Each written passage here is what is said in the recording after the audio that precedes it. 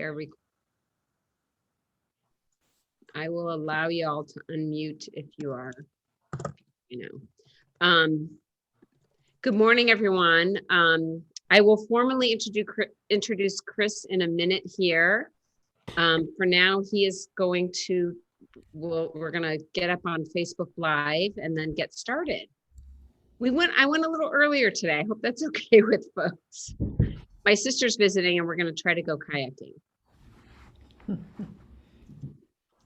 Good morning. Oh, great. Okay.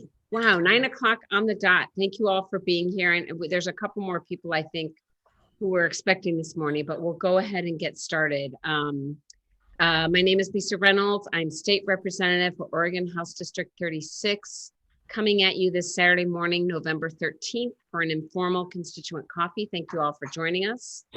I'm going to turn the floor over to Chris to give a land acknowledgement, and then I'm going to ask Chris to introduce himself a little bit. He's our new legislative aide. I think this is day 9 of his time with us. Something like that. Yes, I'm still relatively fresh. But yes, to get started, good morning. Thank you all for being here. Our land acknowledgement, we are currently seated on the traditional land of the Yali, Tualatin, Wasco, Cowlitz, Clackamas, and Kalapuya. Indigenous people have played a large and important role in shaping our country and our state. So we wanted to start our meeting off by acknowledging that. And then I guess to introduce myself a little bit, my name is Christopher. I use he, him pronouns. I am currently located just outside of Corvallis in Philomath, and I've joined Representative Reynolds' office as a legislative aide. If you took a peek at the newsletter this week, it sort of went over some of my duties, but I'll be handling most of the communications for the office. So if you send us an email, I'll be the one getting back to you probably. And I'll also be doing things like this and working on our social media and all that kind of stuff, in addition to some policy work. I just graduated from USC in LA, and I'm glad to be back in Oregon. I missed it. So yeah, I'm excited to be here. Yeah, we're really happy to have Chris.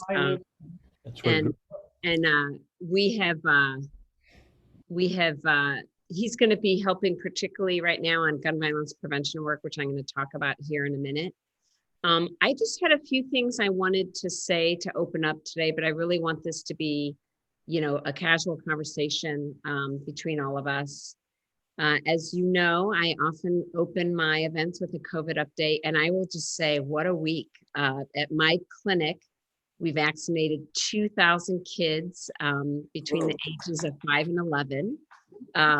Really fun vaccine clinics. We've never done this before, where we actually shut down to patient care, but luckily we have 3 sites. So each day we shut down one site from 1 o'clock till 8 o'clock, and just had kids coming in with their families vaccinating. Then you have to watch them for 15 minutes. We had no short-term side effects, certainly, that we've heard of. As I've been joking, the moms were crying and then the kids were crying, but they're crying for different reasons. And kids are still really scared of shots. And I haven't given shots in a while. I started giving shots again at the convention center. So I certainly gave shots on Tuesday in my clinic, and it was really fun. Quite a few of them were my own patients, and the moms and I were like, oh, but it was just so great. So great. Really. Thank you, science. We certainly wish that it would have happened a little earlier for kids, with school starting back in September, but it was a really great week. So I do want to celebrate that. I also just wanted to touch on what got, press in the Oregonian this week. And I think it's a really important topic. And that is, what is Oregon's criteria for starting to lift restrictions, right? We know we're still in this Delta surge. As you guys know, I always have like my pale graph, because my ink, I don't know, I haven't figured out my ink. So we're here, it's coming down, but obviously it's coming down slowly. There's a little drop here, but part of that is reporting.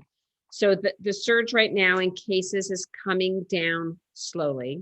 The hospitals are still fairly crowded with COVID cases. And that's in part, and I'm just coming to understand this as I talk to my friends who take care of adults.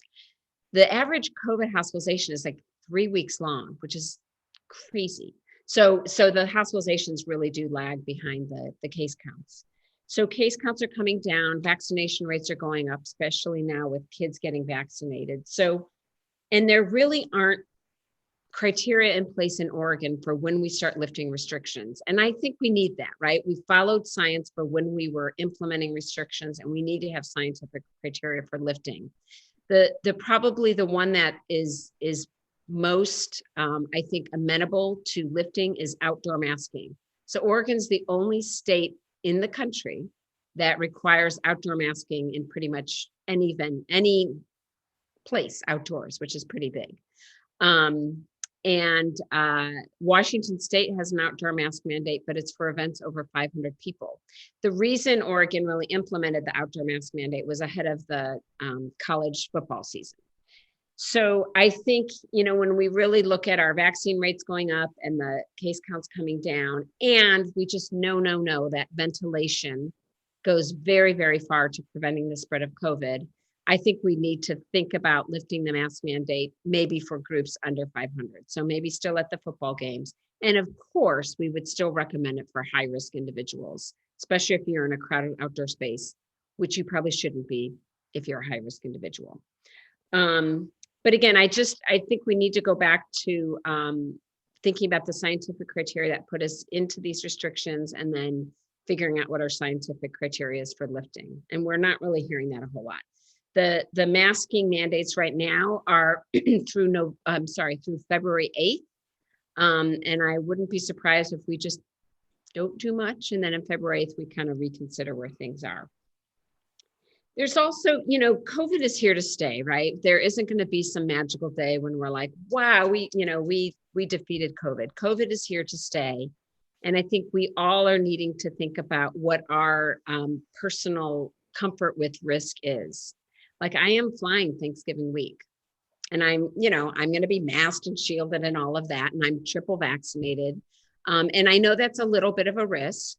But it's pretty minor. It's probably, not that much higher than the car drive to the airport in terms of COVID. And plane crashes, I think, are even lower. We won't talk about that. But, if I were, I had significant high risk health issues, then I may not fly. So it's going to start becoming individual risk. These are always questions I'm happy to walk through with any of you. Believe me, I do it about 15 times a day in the exam room of my clinic. So just thinking about what life is going forward. Of course, we are heading into flu season. I may wear a mask for the rest of my medical career when I'm in an exam room. This is the healthiest I've been in my pediatric career. Part of that is I wasn't seeing a lot of kids, period. But of course, masking has prevented me from having influenza and stomach flu and things that I have fallen prey to in the past. I don't want to minimize the risk. There's still a lot of risk to COVID. Long COVID is real.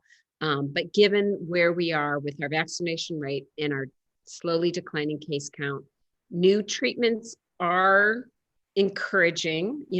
Two different types of antiviral tablets are under FDA investigation for approval for treating COVID early. And they've been shown to prevent severe disease and even hospitalization in cases if they're caught early. Monoclonal antibodies have a similar track record. So things are improving, but we certainly can't keep our eye. We certainly can't take our eyes off of what our individual risk is. So there's the public health, and then there's individual, and they are often different decision points. I wanted to talk briefly about the federal infrastructure bill, which was passed this week. And this is what I call the physical infrastructure bill. We know there's also kind of a human infrastructure bill wending its way through Congress. I won't go over too many details, except that, the United States and I would argue Oregon, of course, has chronically underfunded infrastructure projects. It's why we don't have really awesome high-speed rail that we see in Europe or Japan. It's why we continue to struggle with unsafe and tainted water in ways that we don't see in other developed nations. So this is long overdue. The federal package is $1.2 trillion. Oregon's piece of that pie is $1.6 billion. And that is directly correlated to how our population is, the population of Oregon versus the US, the part of our pie versus the whole pie.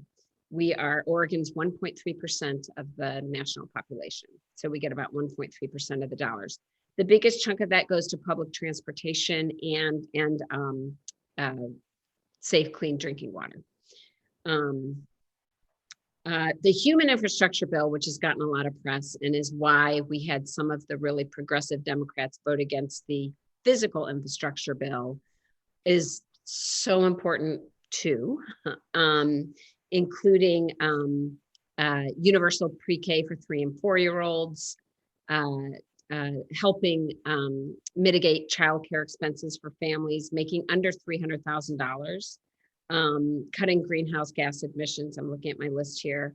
One thing that got cut out of it was free community college. And I will say, something I've learned since I became since I decided to run for office is, we all talk about K-12 education, right? This is an important part of what the government does for children in our country. And there's been a lot of move to say we need to expand that to maybe pre-K 14. So like 2 years of community college. And I really think that's where we should be going as a nation. We're not there yet, although we are getting the pre-K part. I read a speech by Phil Kiesling, who is a longtime Democrat, former Secretary of State. And what he's saying is every candidate for the governorship should have a plan for how they're going to improve 3rd grade reading scores. Because and I've talked about this before, proficiency in reading at 3rd grade has a strong correlation with graduation from high school and yada, yada, yada, and all the things that come from that, and increases your chance for a meaningful, family wage career. And probably the best way to boost that 3rd grade reading score is universal pre-K. So I'm really glad to see the federal government taking the lead on that. We know Multnomah County has voted that in, and that's being implemented over the next year or two. There are just a few bills I want to touch on, and then I'm going to open the floor for questions. I think all of us who are following what's happening with various school boards across the state, let alone across the country, it's pretty chilling. First of all, was this wasn't a school board issue, but the school board meeting for Portland Public Schools, when they were considering whether to do a vaccine mandate for COVID for 12 to 17-year-olds, was completely hijacked by adults who don't live in Portland, who came into the meeting yelling, unmasked, would not put on their mask, and actually verbally abusing the students who were there to testify, which is particularly galling and maybe a little bit ironic. That's a whole separate thing. But we also know that the composition of school boards in communities where there's been a more conservative leaning electorate and therefore conservative leaning school board has led to some troubling things in Oregon. In the district of Adrian, which I'm not even sure what that is, they fired their superintendent because he was implementing the state mandated masking mandate. In Albany, which is over near where Christopher lives, they fired their their superintendent over issues on critical race theory. And then just this week in Newburgh, a school board which has already outlawed any sort of LGBTQ support messaging or Black Lives Matter messaging or flags. They unceremoniously fired their superintendent, who was quite a beloved guy in the community. And these are all like without cause, which by the way, means they get paid for a full year. You would think at the very least, they would try to find cause, but obviously there weren't cause, but just such an interesting dynamic. My friend and colleague in the legislature, Representative Andrea Valderrama, is the chair of the David Douglas School Board. So she understands these issues much more intimately than I do. And luckily, David Douglas School Board is, I think it's majority minority women right now as of the election a year ago, which really reflects, certainly the minority composition really reflects what the composition of the students is. She is bringing back a bill that got a little bit of play in 2021 called the Racial Equity and Justice Youth Collaborative. And it gives students a real voice in policies that affect their very lives. It is just such a funny thing now that students don't have more voice in what school boards decide. So this will make it more integrated with school board decisions. Specifically, and I'm reading her, that they will be informing statewide policy that is of and by youth initiatives. And this in particular looks to lift up the voices of students of color and students from other communities like the LGBTQ plus community who have historically been a little bit maligned. And this is an outgrowth of a bill that was passed called Every Student Matters. We passed a bill in the legislature in 2021 that prohibits schools from exhibiting a noose, a Confederate flag, or a swastika. So, and that these can't be exhibited on school grounds. So we had to put that into law apparently, which I'm glad we did, but it's just a statement of where we are as a society that we have to put that into law. So I'm excited about that bill, and we'll be certainly involved in promoting students' voices and counteracting the adults who think they know better. Couple bills that I'm working on. It's somewhat a convergence of things that several of the bills that I'm working on have to do with adults in custody. We're looking to restore voting rights to all adults in custody. Oregon would be the first state to reinstate voting rights for these folks. Vermont and Maine never disenfranchised voting rights for this population. So we would be and Washington DC, which as you know is not a state yet, has reinstated voting rights for their adults in custody. So Oregon would be the first state. We are neck and neck with Illinois. So I'm thinking there should be a little competition. I grew up in Illinois, so there's a good link here.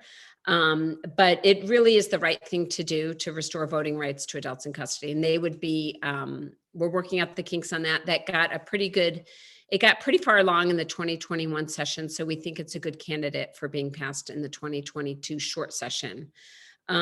Also looking at a gender response assessment and coordinator for women who are in custody. There are issues that are unique to women who are in custody, and they have not, we feel they have not been adequately met. And so that's going to involve an evaluation and implementation of policies that will make life feel more equitable for women who are incarcerated.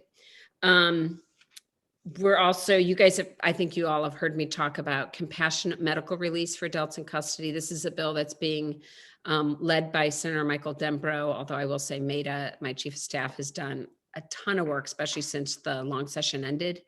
And this is a formal program where adults in custody can apply for compassionate medical release. And we actually will be convening a medical review advisory committee to be the first pass on that, to have medical people who are not employees of the Department of Correction make decisions on who meets medical criteria for release.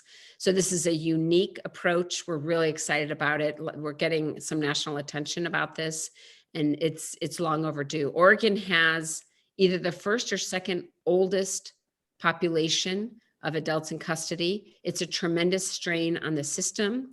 It's actually going to be cost effective to have them being cared for outside, assuming that that's safe and appropriate.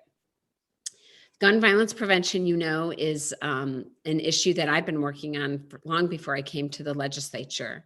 And I know some of you were at my gun violence prevention town hall just 2 weeks ago. Wow, feels like a long time ago, but it was just 2 weeks ago. Really, I thought it was a really powerful presentation with the district attorney Mike Schmidt, Multnomah County District Attorney Mike Schmidt, Multnomah County Sheriff Mike Reese, City Councilor, Carmen Rubio. Thank you, Carmen Rubio. Thank you, Cheryl, coming to my rescue. And Lakayana Drury, who's the executive director of Word is Bond. Sorry, Carmen. And I think what really came out of that, and if you all have anything you want to add to this, for those of you who were there, I think what really came out of that was, yes, we should be passing laws. Yes, maybe we should be thinking about filling the vacancies in our police force while we're also talking about police reform. But I think what it really comes down to are, kind of upstream or earlier interventions to do all we can to support young people so that they aren't, feeling a connection to gang activity or things that seem to be leading to gun violence. And Lakayana Jury talked about that very eloquently with his program, Word is Bond. And so that's what we're looking at as an office. As a legislator, I realize, I'm kind of like, have been one track about what bills do we pass? And even as a gun violence prevention activist, what bills are we going to pass this year? What law are we going to do? How are we going to lower gun violence? And certainly we had an amazing, really, really, really, almost unprecedented law passed in 2021 with requiring safe gun storage, allowing schools to ban guns from their campuses, K through college, banning guns from the state capitol, which personally I'm grateful for, and banning guns from all aspects of the Portland airport. You used to be able to bring a gun pre-TSA check-in. So I'm really glad that we have, a really great law that we can kind of, I don't know if I want to say rest, but I think change our focus a little bit on funding sources, whether it's through the American Rescue Plan Act or there's some Medicaid matching dollars for health-based initiatives for violence prevention. So I think that's what we're going to be focusing on here. And Chris is leading that charge right now. So on that, so that's what I wanted to talk about today, about the things I've been working on. And now I just wanted to open the floor to questions. So I guess raise your hand either physically or virtually. Oh, campaign finance reform. Chris Kobe. No, I'm kidding. So Chris Kobe, I can unmute you if you want to ask it directly.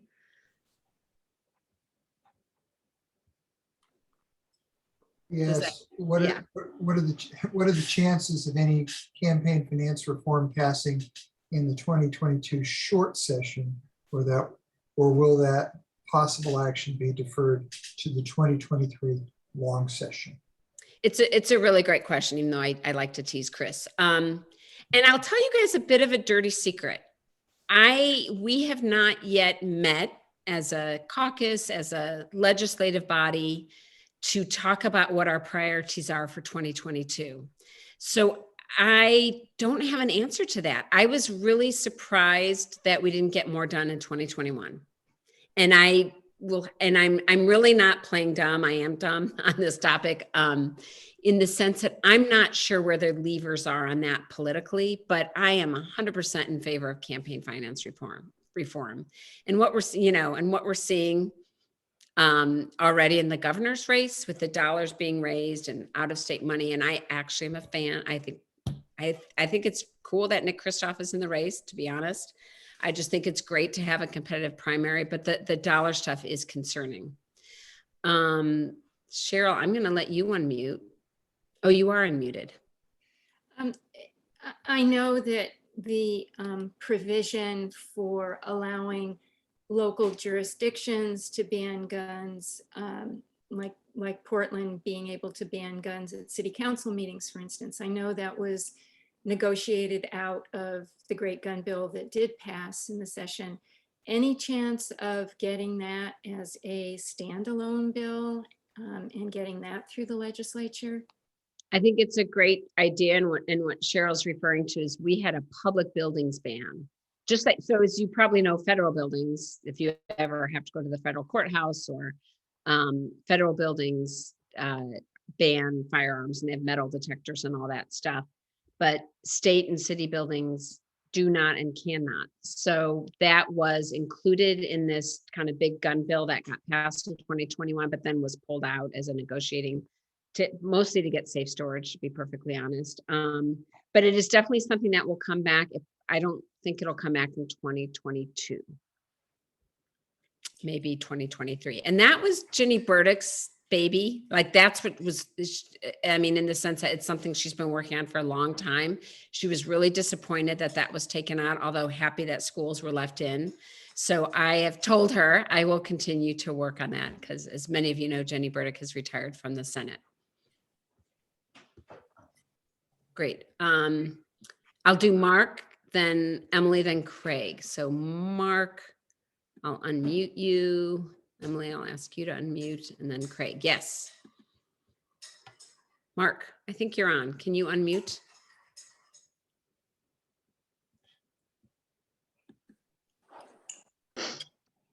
I think I hear you, Mark. Yeah. It kept saying I wasn't allowed. Anyway, my question. You're allowed. Nice to see you. Yes. What's the status of the third booster shot for all, like people like me, over 60? So you're over 60, but under 65? Right. And I don't have any underlying whatever. I know. Dang it, you don't have an underlying health issue?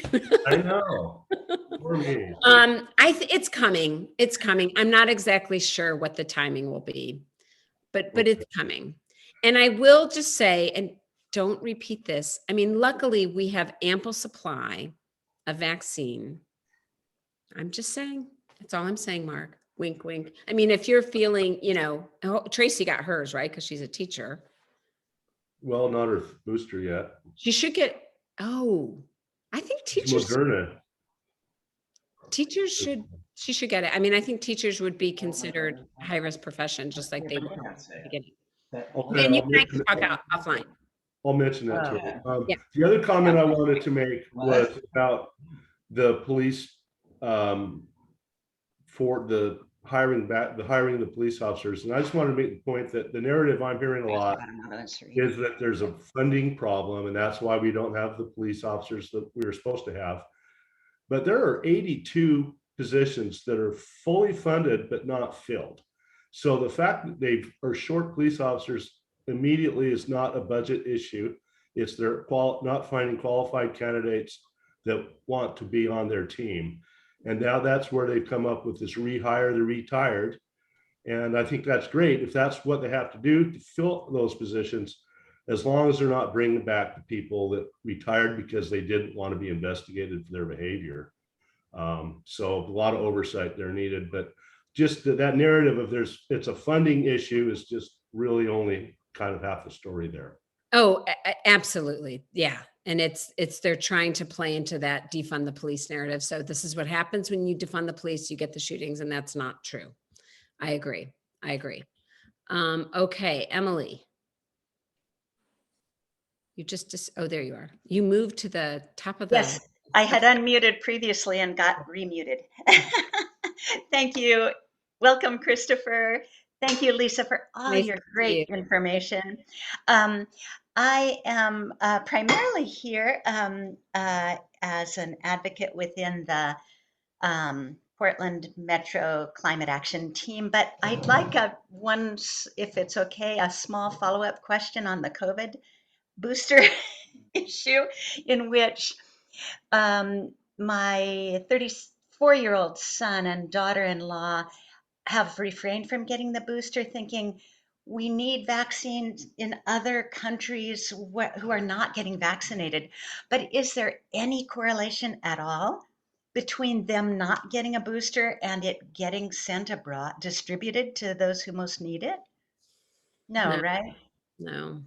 Also, it may not sound very ethical, but my husband added, he's listening in the background, that anyone can say they have an underlying condition. That was a little bit of my wing. My brother's a nurse, and that's what he said, that you say you have an underlying condition and they don't check anything.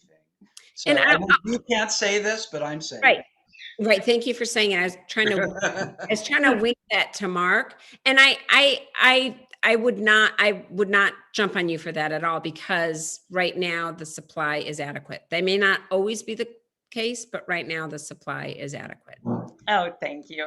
Well, back to climate, I think all of us to varying degrees are understanding more broadly and deeply how interconnected all of the issues we face are, and I care about every one of them: gun safety, health, equity, adequate community safety, all the issues we face. But climate change is beginning to intervene in every way, hit maybe locally those of us who are living on the street the hardest, right? And on and on. And so I think probably when we've had discussions before, we've talked about how now every policy decision, even if it's focused on something much more specific, not directly related to climate, needs to be taken with climate forward looking, climate safe practices and policies in mind. And so anyway, just as far as the short session goes, unfortunately I was not able to do my homework, and maybe Bill Harris can help me out here on what the legislative priorities are of the Metro Climate Action Team. I needed to look at that again, but I know one of them is there are a couple of things that were not finished in the last long session. I imagine nothing new will be taken up in the short session, but one of those people might be aware of is the OFRI issue, this mouthpiece for the timber industry, the Oregon Forest Resource Institute or Research Institute, whatever those letters stand for, that is just spending public funds to bolster their case for continuing clear cut and carry out their policies that benefit, that they profit, that the timber industry profits from. Basically a lobbyist for the timber industry, but it's paid for with our tax money, and God knows we could use it for a lot of other things. Yeah. So I don't know if Bill wants to add anything because he's also involved in this, but I will get off since I have no other specifics to offer at the moment, except to ask, how are you seeing this right now? Because part of it is that the climate crisis is looming as the largest health challenge of our times as well. So perhaps from that point of view, you might have comments. Thank you. Yeah, no, I mean, I think exactly as you said it, Emily, and I know Bill will agree. And I'm sure most of you will agree. I mean, the climate crisis is this existential crisis, and it affects everything. And we are seeing the health implications, right? Whether we talk about the over 90 people who were killed in the heat dome event in June, or issues around pollution that disproportionately affect lower income children who are already at tremendous disadvantage. So yes, and I agree. It's almost like that's the lens we have to look through every policy. And that's why when we talk about the infrastructure bill and the money going to transportation, I am really mindful that that has to be done incredibly thoughtfully. It's not about widening freeways. It's, that's why the biggest chunk actually is for public transportation. So I'm hopeful that is truly what happens. I know one of the things that's been talked about a lot and that Senator Wyden is involved in is a high-speed train between Portland and Seattle. My sister's here visiting. Say hi. My sister's visiting from Seattle. When we were talking earlier in the week about her coming down, and she's like, I thought about Amtrak, but it's literally an hour longer on Amtrak. And I'm like, and it's often 2 hours longer because it stops in the middle, right? And it's $150, right? And she ended up driving. I didn't want her on the bus because of COVID. And so in any case, we have a lot of work to do, certainly just talking about transportation, of course. Craig is next, and we can certainly come back to climate, and then we'll hear from Norm. And if you want to chime in, Bill, we'll certainly, obviously I always give you a chance for that. But Craig, nice to see you. Craig is a child psychiatrist. Well, I'm happy to hear that so many of the issues that I'm here to speak about have already been addressed. So maybe I'll just say talk about a couple of them, the top of my list. Climate. And I was happy to hear that the Oregon Forestry Resource Council is in question by other people. I would also advocate, I would support readdressing the Oregon Forestry Board, which in my perception is based, a little bit too much on the extraction industry. And to even that up so there's less conflict of interest.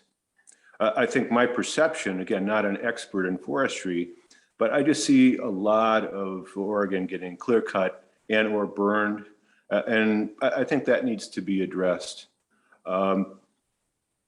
Mixing up that council would be good. And also there was an idea that caught my attention. I think it was supported by some of the forestry industry, was having the governor being able to appoint a state forester. It would be good for continuity. A lot of the board are volunteers, and I guess they're on and off the meetings. So changes like that, I think, would be helpful, and not have at least my perception, the cronyism going on in terms of the forest management in our state. So I would really very much be in support of that.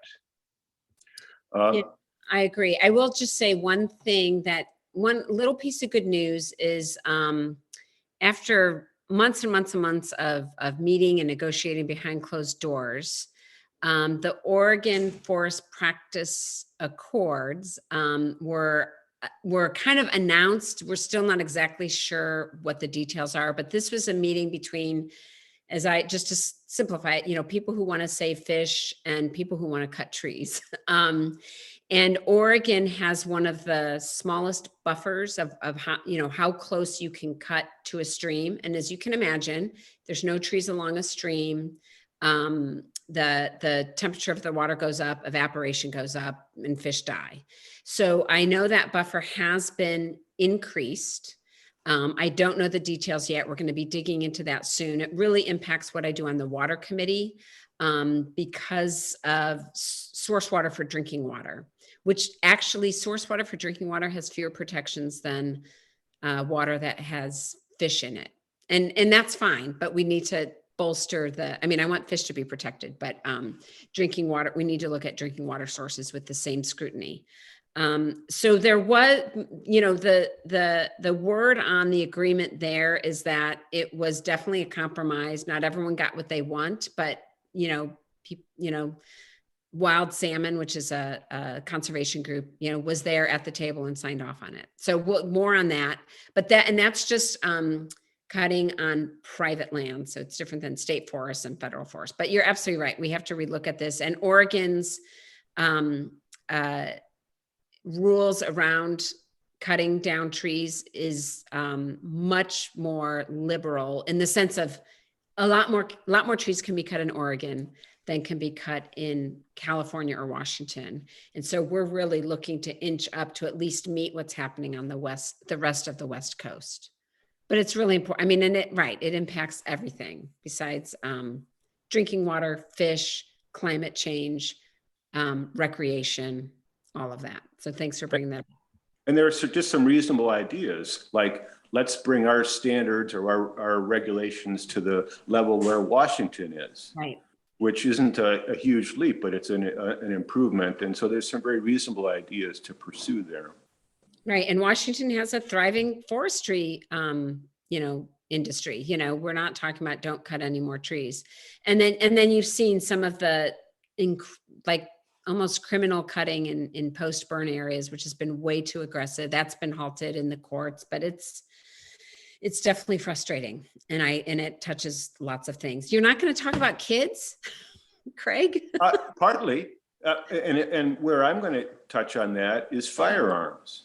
Oh my God. I've been alarmed at the news that's happening on a national level in the Supreme Court.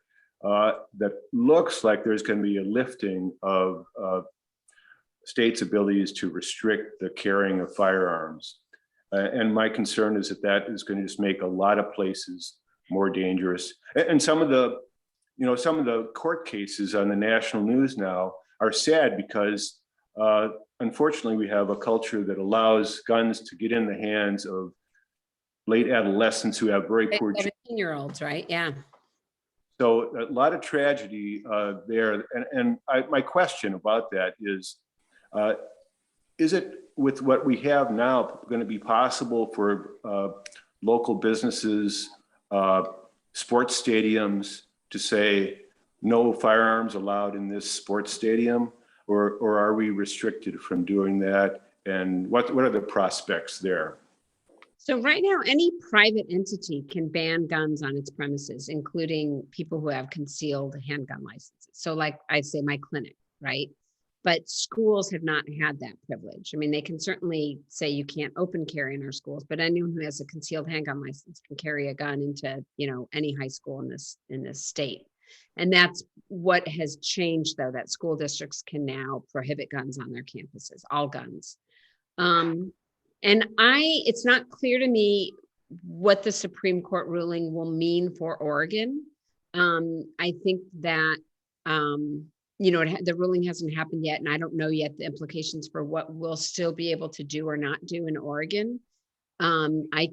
We certainly know that all the progress on gun violence prevention in terms of laws has been at the state level and absolutely nothing at the federal level, although President Biden does have a comprehensive plan for gun violence prevention, and they're continuing to push that. And I think there was even some action this week. Here comes Kevin. So anyway, but yeah, no, it's terrifying. And I had a dream the other night that Trump won the next election. And I like woke up in a cold sweat. So we still have a lot of work ahead of us to make sure that doesn't happen. But we also want to make sure the midterms, I'm going to be unapologetically Democratic, even though I represent everyone in my district, but for things around climate change, gun violence prevention, all the things that are coming up here today, we need to keep Democrats in office at the federal level. Okay. I'm glad to hear that. And I'm here this morning to say that I really support those positions. Great. Good to hear. Okay. Norm has been very patient. Wait, I got to unmute you. Nice to see you, Norm. Thank you, Lisa.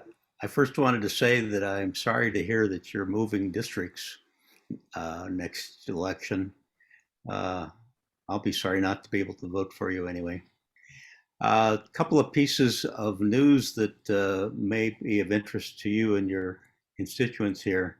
We talked about campaign finance reform before. There's about 3 different efforts going on there. One is that Senator Wagner is said to be working on in the interim some sort of bill. And Senator Golden will very likely have a bill on campaign finance reform. And then there's a group called Honest Elections that's a collaboration of several organizations that is working on an initiative petition, and it will likely be filed in the next few days. And that that's great. That would be supported by my League of Women Voters, if nobody else anyway. And we'll see where that goes. The other pieces of news that may be of interest is that Initiative Petition 34 was just last night approved for the ballot title process. That's the independent redistricting commission that we tried before and got hung up by the pandemic. So we're going to take another run at that, provided that we get enough resources gathered so we can do the initiative petitioning phase. So great. Thank you for all you're doing. And yes, I will veer a little bit into campaign land right now. For those of you who haven't heard, I was where I lived in House District 36. I was drawn into the same district as Representative Maxine Dexter, and I really believe we both belong in the legislature. She's a dear friend. She's also a female physician colleague. It's not just that I didn't relish running against her, and I don't. And how would I vote for this lady doctor? No, I really think we both bring actually pretty different perspectives, even though we're both lady doctors. Like, hopefully that's her role as an ICU doctor versus my role as a pediatrician. We really do have lots of overlap, but lots of individual expertise on that front. I decided to move where all my patients live, which is in Washington County. I've been a Washington County pediatrician for 20 some years. And so I've made the move, but I'm still representing House District 36 until the end of 2022. We are working really hard. And I think one thing that's really important, and someone pointed this out to me, my issues aren't going to change, right? I'm still going to work really hard on everything I told you today. There's nothing that's different. These are also the issues that my patients really care about. It's why I've been working on these issues. So it's definitely bittersweet for me, but I've decided to make lemonade, and really, really grateful that there feels like a really appropriate way for me to continue serving and to working on all the same issues I've been working on for this year, for next year, and then for the years after that. So I was House District 36. The new House District is actually 34. If you were to Google House District 34, it says Ken Helm. I am not primarying Ken Helm. He's now 27. It's crazy. I'm telling you, redistricting is crazy, for those of you who don't already know that. Nice to see you here, Kevin. Did you have something else to say, Norm? No, I'm Okay. happy. Your hand was still, I was just, yeah. I will add that since I'm married to a physician, I'm happy to still be able to vote for a lady. Right. Great to hear. Bill, you look like you're already unmuted. Hey, Bill, nice to see you. Yes, I want to switch topics, not too dramatically, but the question is, would you be supportive of a referral for vote on the issue of quorum in the two legislative bodies? And number one question, to refer that to a popular vote. And Yeah. the other part of the question is, would you be willing for it to, would you be supportive if the measure said we will change the quorum to be simple majority for both houses? Yes, thanks for bringing that up. And again, I know I have a very sophisticated group here on this coffee, but right now in Oregon, in order for a chamber like the Oregon House or the Oregon Senate to meet and conduct business, we need a 2/3 majority. 2/3 of members need to be present. And we don't, and so the Republicans who have a little more than 1/3 in both chambers, if they don't show up, we can't pass bills. And that's what happened. I was reading through again, like the short session of 2 years ago, and just was getting a pit in my stomach. The short session 2 years ago didn't happen because the Republicans left on day 2 or 3, and that was over vaccines and guns, and actually it was mostly on the cap and trade legislation, to be honest. So Oregon is one of the few, if not the only state that has that 2/3 requirement. And since it's in the Constitution, it could only be changed through a ballot measure. And I know there are a couple different versions on their way, wending their way through the process, but I would definitely support simple majority to do the work of the people. Amen. So yeah, thanks for bringing that up, Bill. Thank you very much. Yeah, you had another question, right? Nope. Okay.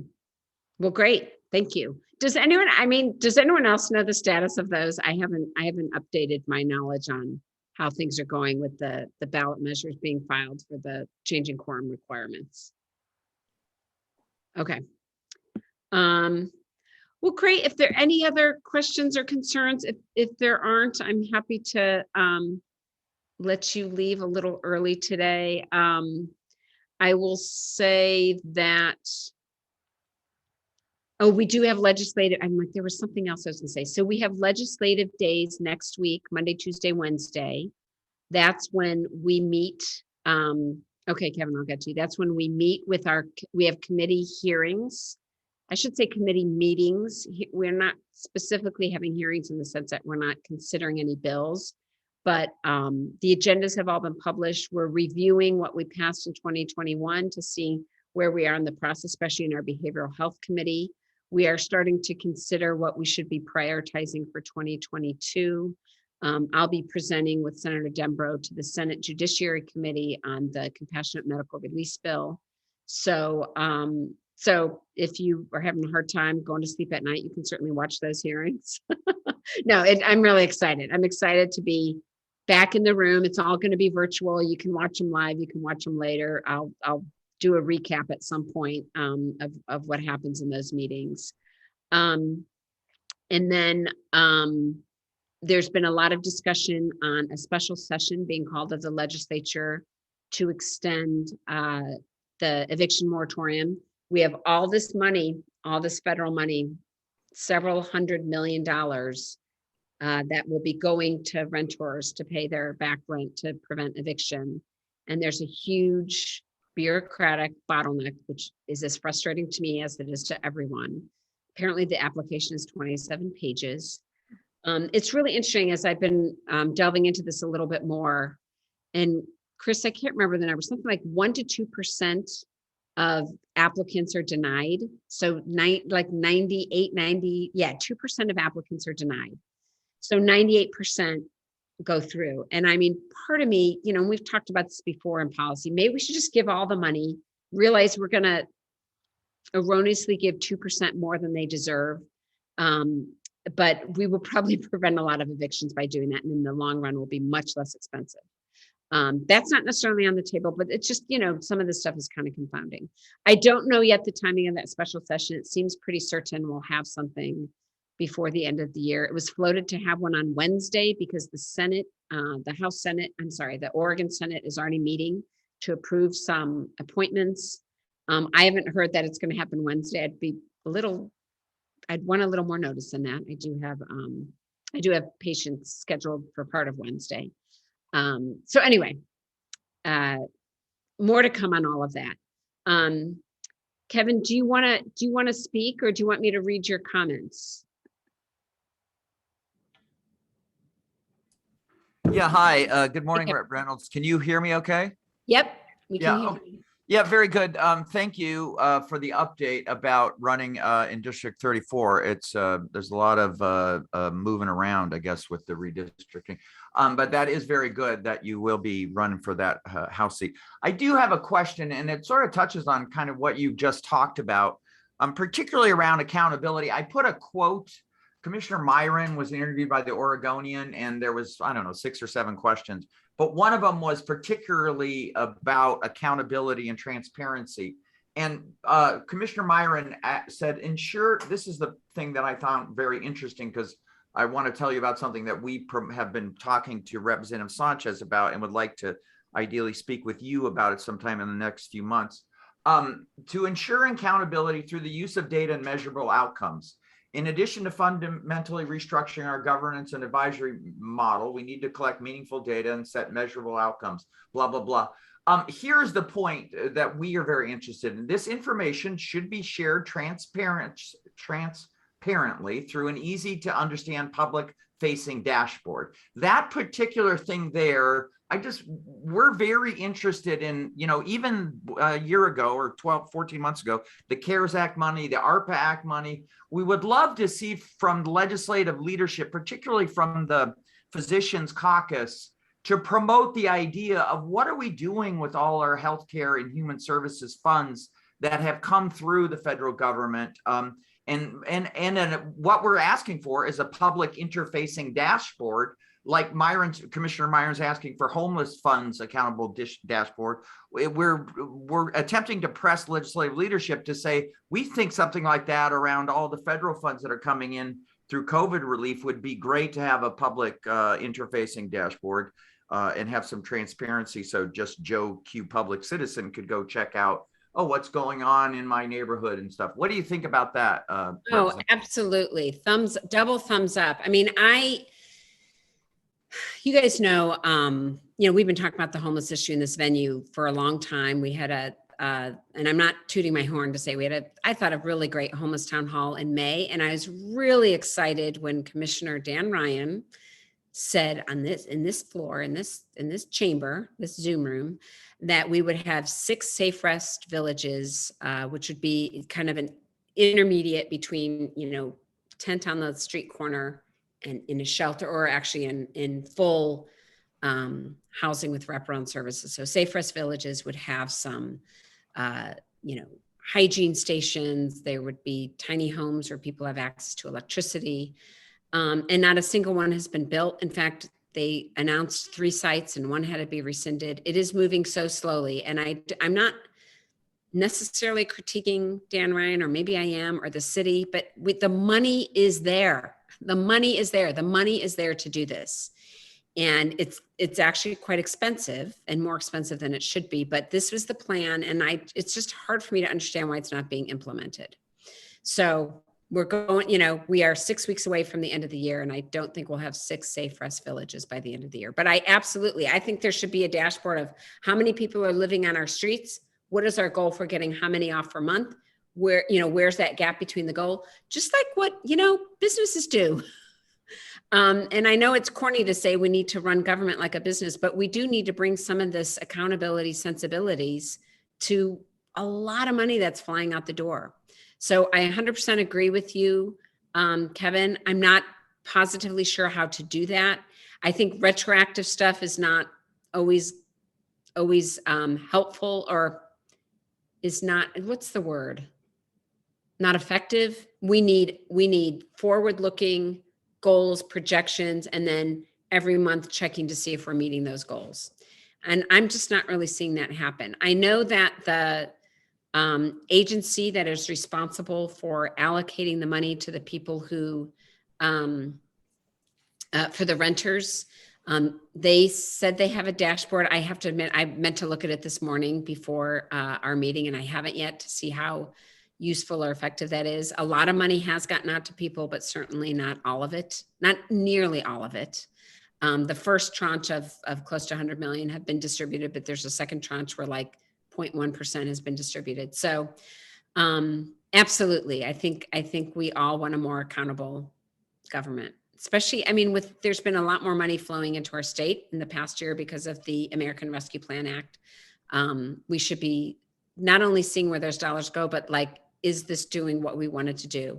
And I will say, you'll hear me say, the state passed, an unprecedented $500 million budget for behavioral health services. Kevin knows that. Kevin's been really involved with this.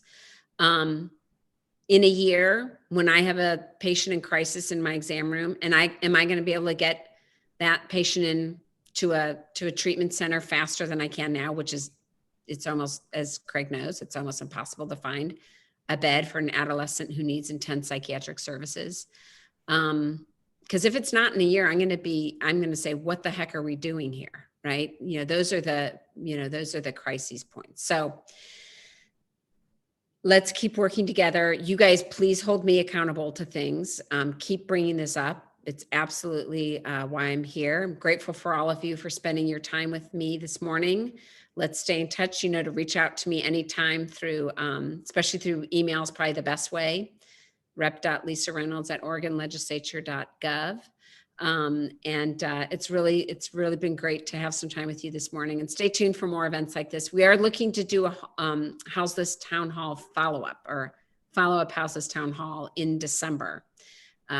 Working on times that work for Commissioner Sharon Myron, who was there in May, and Commissioner Dan Ryan. Thank you all. Have a great weekend. It's not supposed to rain too much today. I think the atmospheric river has moved on.